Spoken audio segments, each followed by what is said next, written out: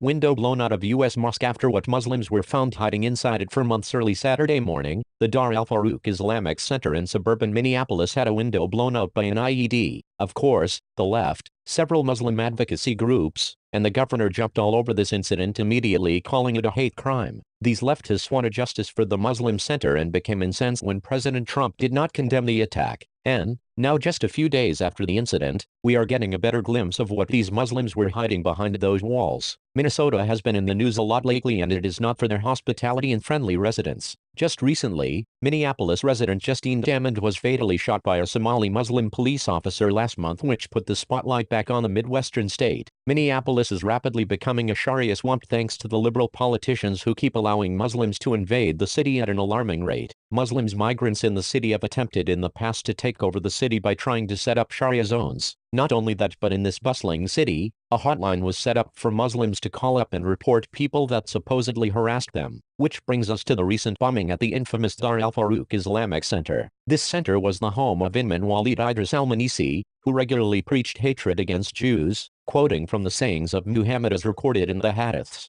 So, it should come as no surprise that the center held 6 Somali refugees known to have engaged in terrorist-related activities have attended Dar al-Farouk at one time or another early in 2016. The investigative project on terrorism described the mosque as a hotbed of extremism. Here is more information on this dangerous mosque. Al-Manisi, the IUM's president and chancellor, also serves as an imam at a Bloomington, Min mosque where at least 5 young men left the United States to fight with terrorist groups Al-Shabaab and ISIS. IUM opened in 2007, claiming 160 students registered for classes, which cost $150 each. Current enrollment figures could not be found. IUM's website describes programs ranging from 2-year associate's degrees to full doctorates. A bachelor's program helps students acquire all essential Islamic knowledge. The PhD program costs $3,000, including thesis review, and is structured along the lines of universities in the Middle East and Africa. The university's website cites recognition by Holy Quran University in the Sudan,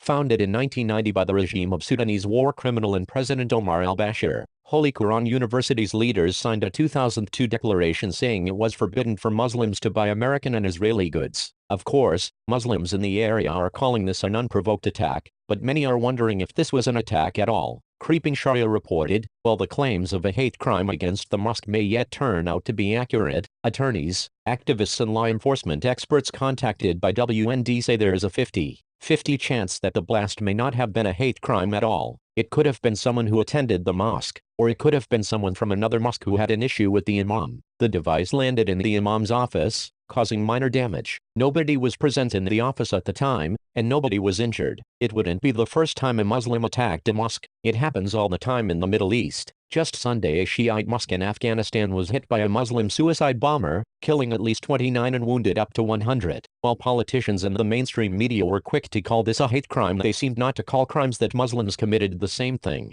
For instance, Governor Dayton took to the podium to condemn this bombing. "It's an act of terrorism, a criminal act of terrorism," said Democratic Governor Mark Dayton on Sunday during a visit to the mosque. Dar al-Farouk, "I hope and pray the perpetrator will be caught and prosecuted to the full extent of the law." Oh, but where was Dayton when Justine Damond was fatally shot by a Somali Muslim police officer? Or, Somali refugee Dahir Aden, who stabbed 10 people at the Crossroads Mall in St. Cloud, Minnesota in September last year. Then there were a dozen Muslim refugees in Minneapolis's Linden Hills community on Lake Calhoun who harassed residents for 3 days. These peaceful migrants threatened to rape women, pretended to shoot people on the beach, and the media was silent about it. There were no press conferences or arrests, and of course, not one mention that this was hate-related. It is clear that these politicians are covering up the truth of what is happening in this state. With all that is happening in this state, it is not hard to imagine that this bombing was by Muslims themselves in order to drum sympathy. The truth will come out about this particular bombing, but the more that is revealed, the fishier it smells.